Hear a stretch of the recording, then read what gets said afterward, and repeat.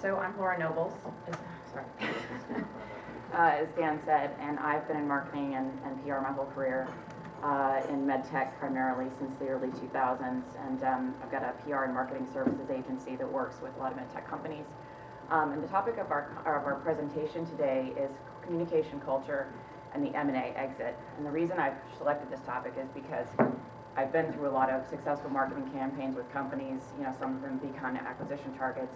And so I've seen a lot of M&A and the good, bad, and the ugly, and we wanted to challenge you to kind of think about M&A in a different way today. I'll introduce Michele. Hi, I'm Michele D'Amico. Nice to be here. I've known Laura for a couple of years now, and I am a business and performance coach. So before we get started, who here in the room has been a part of M&A in their career? What is it? Mergers and acquisitions. So have you been acquired, or have you been the acquiring entity? How many of you would say it went well? Sometimes, yeah. That's what I would guess. Okay. So we're going to propose some thinking today that might change that in the future, hopefully. So I don't know if you all know, but 2017 there were 771 mergers and acquisitions that happened in med tech worldwide. Acquisition is often an exit strategy for startup companies. Do any of you, sorry. No. Oh, do any of you work for any companies that you think you're going to, one of your exit strategies is to be acquired? Okay. Anybody working with any med tech companies as a consultant that their exit strategy is to be acquired? Okay. Okay, so you know what I mean here. So the question then is, are you being acquired, and what does that mean for your business? What does that mean for your product, the success of your business? So this is one of the famous M&As that did not go well. AOL, Time Warner. I don't know how many of you remember this, but in year 2000, AOL announced it was going to buy Time Warner for $160 billion, and they were going to be the largest media company in the world. Well, it didn't work out so well. In 2009, Time Warner separated entirely from AOL, and Jerry Levin, who sold Time Warner at the time, told CNBC, "I presided over the worst deal of the century," apparently. $20 billion lost. Yes, they failed. And this is not uncommon. As you can see here, I'm just going to read a few stats, not the whole slide, but Quaker acquired Snapple in '99 for $1.7 billion. 27 months later, Quaker sold the company for $300 million. So that didn't work out too well. B of A's acquisition of Countrywide would later be referred to as the worst deal in the history of American finance. B of A paid $2.5 billion for Countrywide, a deal that ended up costing $40 billion.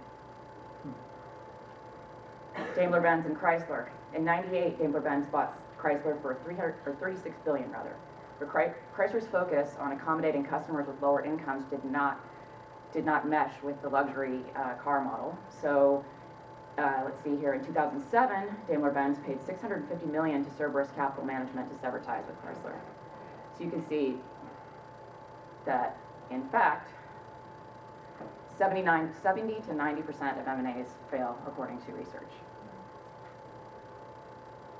leaving substantial intellectual, creative, and financial currency on the table.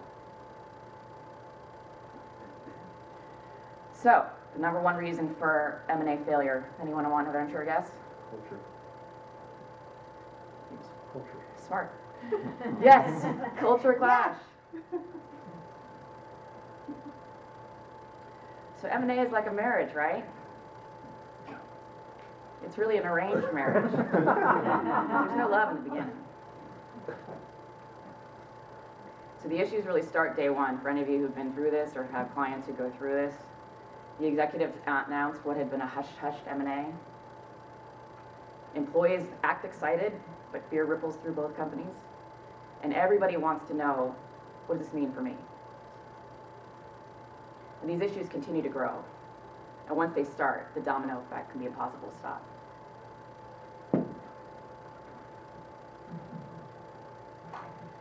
All right, so we have our C-suite mantras, right? I love this. All intentions are noble to start. Laura Nobles. So, yeah.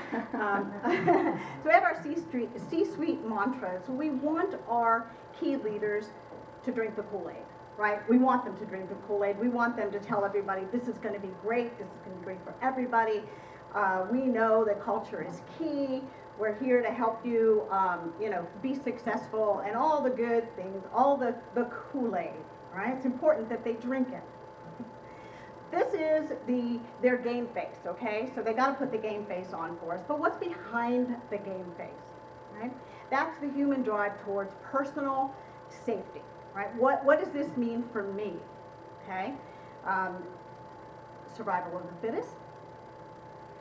The acquired company employees, lots of things going through their heads. You can probably add some things to these, but you know, are the leaders going to recognize me, right? Am I going to have a job?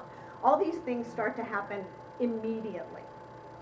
The acquiring company employees are thinking, okay, a lot more work, a lot more meetings, more pressure. We're not going to change the way we do business for them. So it becomes an us versus them mentality on both sides, and that happens immediately.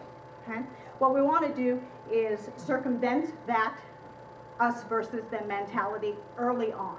Okay? That's all about the culture. If we don't do that, our key top talent starts to flee. We don't want that, right? Because our top talent, not only do they understand the processes of the company, the products, the services of the company, but they're the ones who are going to drink the Kool-Aid to usher in the other employees, right?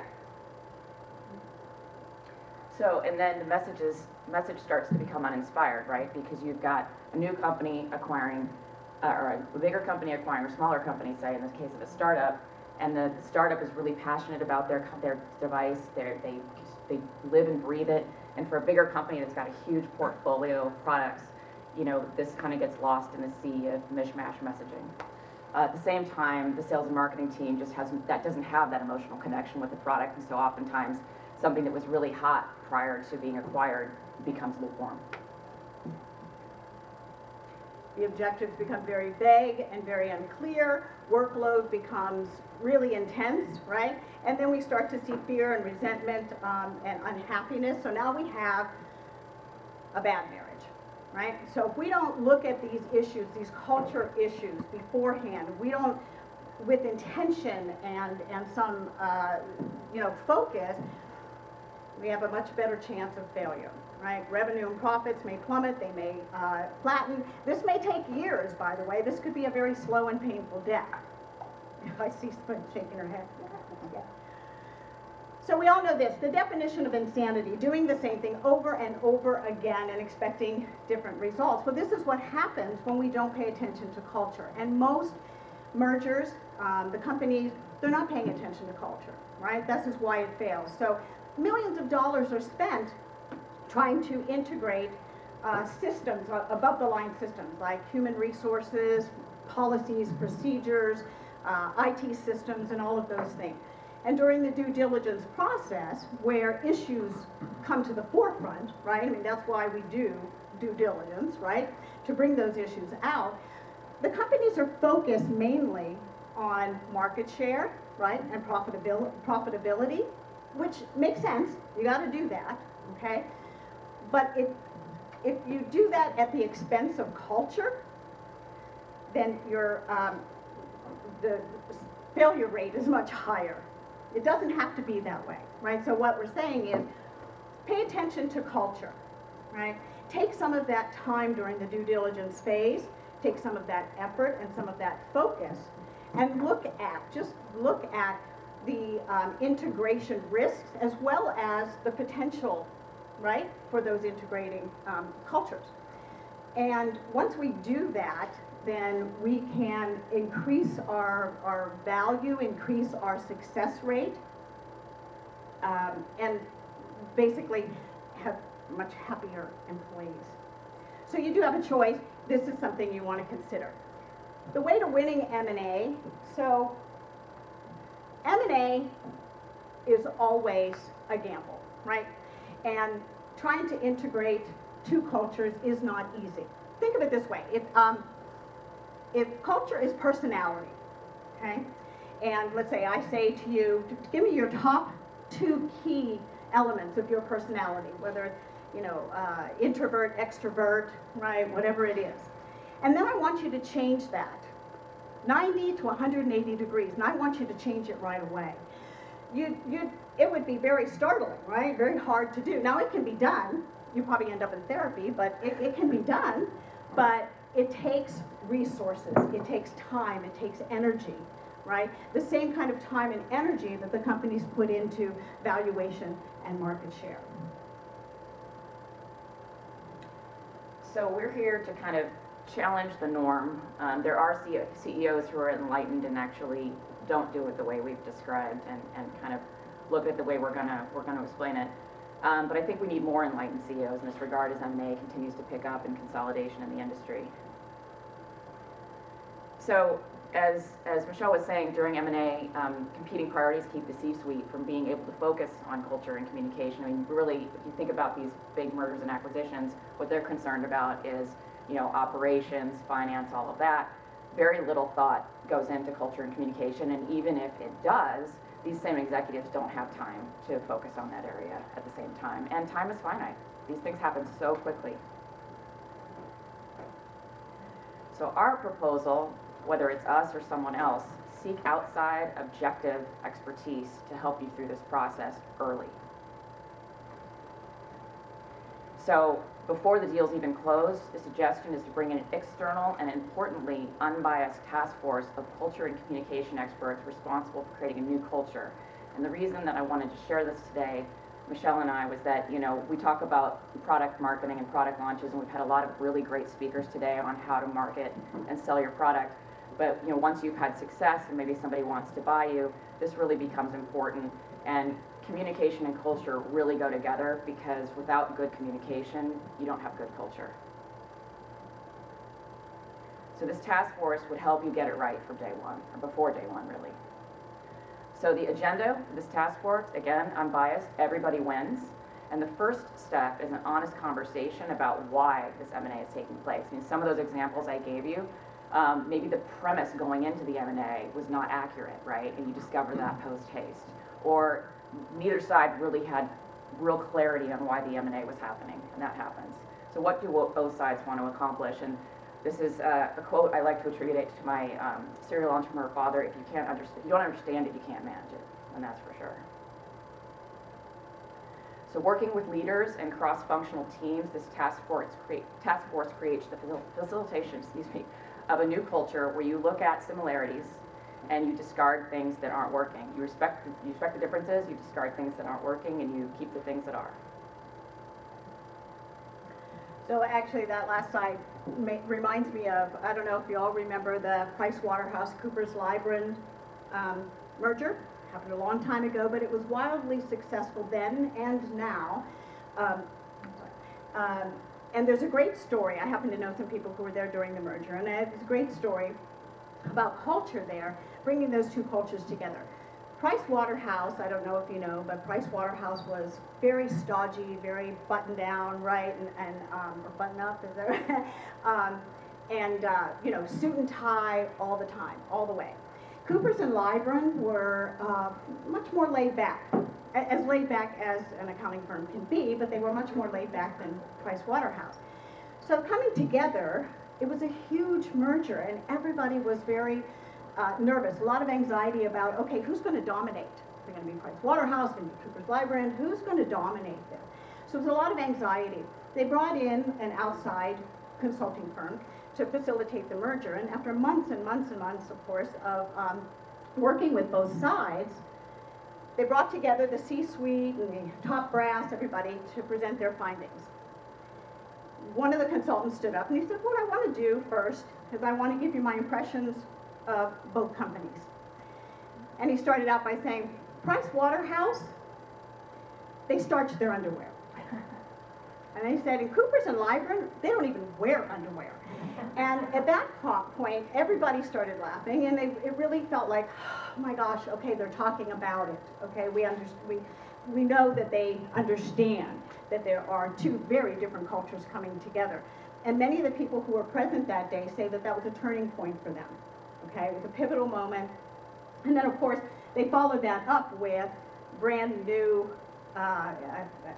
procedures and rules and you know, new performance reviews, all of these things that they put together based on both cultures. So M&A success requires a true metamorphosis. Right now, I am not saying that everybody you all need to grab hands and sing Kumbaya, unless you want to do that, it's fine. But it does require a metamorphosis of bringing both of these companies together and creating something new, okay? And we need buy-in. We need buy-in from everybody, but it starts at the top. It's a very delicate task, and it does require some special skills. So you want your task force to understand the psychology of integration, the psychology of change.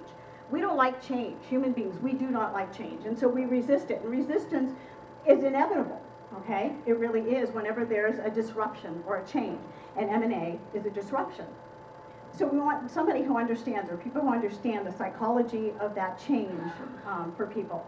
The importance of communication, importance of rebranding and keeping the lines of communication open. Vision development, of course. The ability to build new teams, not just the ability to build new teams, but the desire to build new teams, okay? And all the expertise on, you know, what to keep, what to throw away, right? And what to change. Transparency is really important as well, but there's a line to that, right?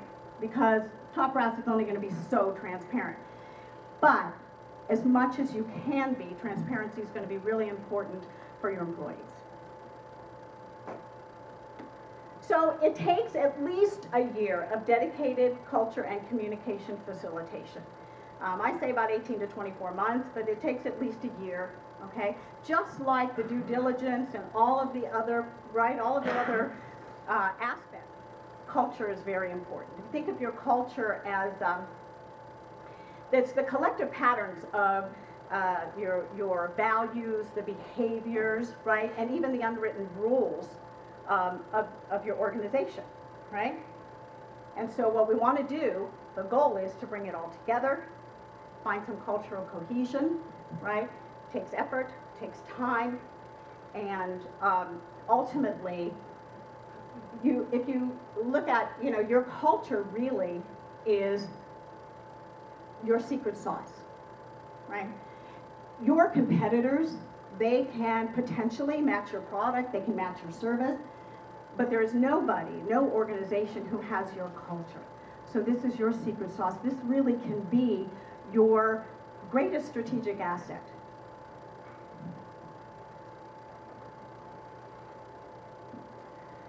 So the winning way, the payoff of it is all currency is maximized. I would say that the M&As I've been through, both personally at the company I work with and also our clients, so much of the focus is on the right column, the financial, that, you know, little focus is on the intellectual and the creative. And I'll just give you a little story. So I used to work for an Omnicom firm that was bought by one of Porter Novelli. And I worked for a firm that was bought by an Omnicom firm. And it was going to be this great M&A. The head of my agency, small little boutique, said this is going to be the best M&A that Omnicom's ever had. And I remember still distinctly hearing this. Well, there was a 4-year earnout. They got into a fight in year 1 about deal flow, and it was exceedingly painful. This exit was just exceedingly painful, to the point where I would tell my husband it was like wearing, you know, rubbing sandpaper on my body when I went to work every day. I lasted 3 years out of the 4. By the time the 4 was over, every single senior executive was gone, and the 2 people that orchestrated the M&A were fired. So, you know, talent are so important. I mean, we're talking about medical devices, but talent is just, I mean, these are the people who develop these devices, and you want to keep your key talent.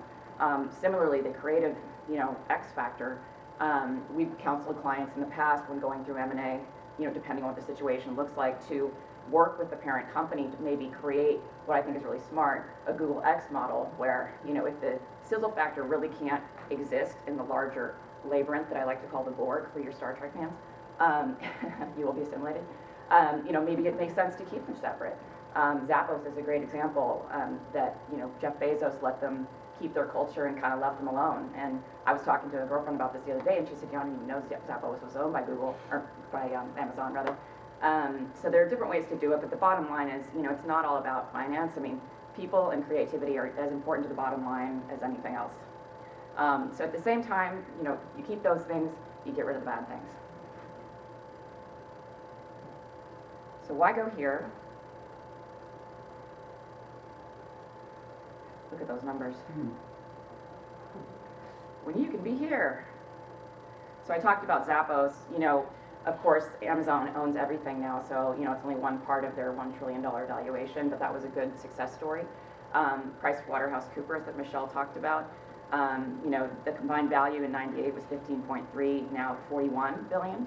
And in addition to the information that Michele shared from her personal colleague who was there at the time, there have been articles that have been written about this particular merger, that it came, the success of it came after some of the executives had been through really bad M&A before where they hadn't focused on culture. So they very deliberately, during the due diligence process, like 10 months before they closed the deal, not only did they have the outside consultants, but apparently they had 4 executives on each side of each company that were designated to focus on integration.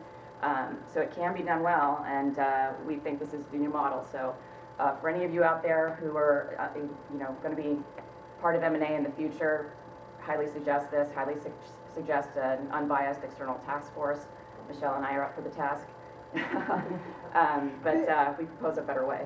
The trick is to start early, right? The key is to start early. During that due diligence process, when they're unearthing all of the issues that come, you know, financial issues, market share issues, all of those things, that's when the culture issues come to the forefront as well. So if you start early, you can head them off at the pass. Questions? Does the unbiased and external task force, is that a group that comes in before or after the deal is done? Before.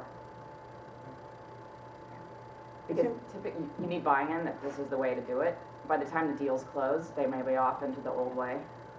Exactly, which is why a lot of them have failed in the past, because they wait until the deal's closed and then they start thinking about culture, start thinking about integrating, right? And it's just too late at that point. You know, the resistance to mergers, right, happens very early on, right? As soon as it's announced, everybody's like, oh my gosh, you know, am I gonna have a job? What am I, you know, what's gonna happen to me? Right? That happens early. And you know, what is the culture, when you're used to a certain culture at your company, right? And you're thinking, okay, this coming in, requiring us, you're gonna change culture. Not happy people, so you really want to start early and find those areas where you can, you know, create a new culture, right? Where you can keep what is working and then, you know, kind of put to bed the things that don't work. When we talk about the fact that people don't like change, I mean, it's like Maslow's hierarchy of need, fear being like the central thing, that, you know, you want to be safe. That's like the core thing you want to be. And that happens during this time frame. And I think the value of intentionally doing this and communicating that to the employees is so important, because that can head off that fear. In fact, not to belabor the PricewaterhouseCoopers, but they did it really well. They surveyed all of their worldwide partners, and on both sides of the company, during the before it closed, and more than 90% of the partners on both sides were in favor of the merger. So, you know, these things are very effective before, during, and after the deal are closed, to pull people in and kind of hit that whole safety message. You can even, oh, go ahead, sorry. I'm just curious, because there's, I think, one large differentiator. There's product companies and service companies. And typically, what I've seen is that service, and we have clients on both sides, and we've been involved like 40 mergers, our clients. The reality is that service companies are more sensitive to culture because they're tend to be sales, marketing-driven firms. They're people companies. Product companies are just the opposite. And it's odd that the two successes you have are both a product and a service company, and they're both powerhouses in both. So it goes to show that, I was going to say, the likelihood of a good merger is likely with a service thing, although your Porter Novelli thing is an example of the reverse. Well, that was wildly unsuccessful, but I will tell you, you know, I mean, if you look again at the Google X model, we had one client in ophthalmology that was bought by a big firm, and this was, I've been in business for 12 years, and this was the funnest ride, I want to say, of my whole career. The CEO is just an awesome guy. I have such tremendous respect for him. They were the smartest people I've ever worked with, and I've worked with a lot of smart people out of Silicon Valley. And when I heard they were going to get bought, I mean, my stomach just dropped because I knew all these people would go elsewhere. And they really did have this sizzle X factor. I mean, it was like intense. You'd go in the building and it was like, you know, like a beehive. I mean, these people were so innovative, and it's predictable what happened. You know, I called the VP of marketing about 6 months after the acquisition, and he said to me, Laura, I wish you were standing here with me because I have an app on my phone that shows me the day, hours, and seconds until my package is up. You know, and so he left, everybody left. And like, you know, a lot of them went to Google. And Verily, which is now Google's healthcare arm, but it was as I predicted, and their product is totally like what was the darling of their space, which I won't tell you what it is, but they were like the hot shot in their space. It's just like off in the wild yonder. I mean, it's just part of the portfolio that's massive, you know, and doesn't get a lot of love. So, you know, I mean, we made the argument, if you can keep yourself in the Google X position where you're the innovation factory for this larger company, you know, you can keep innovating, right? But we were too late in the discussion. The deal closed and the whole thing, just the typical process happened. So I think it's possible in that case we got there too late, but it was very predictable what happened. Sad. The numbers don't lie, and much research has been done over the years about why these companies fail, why the mergers fail, and it really is mainly because of not addressing culture.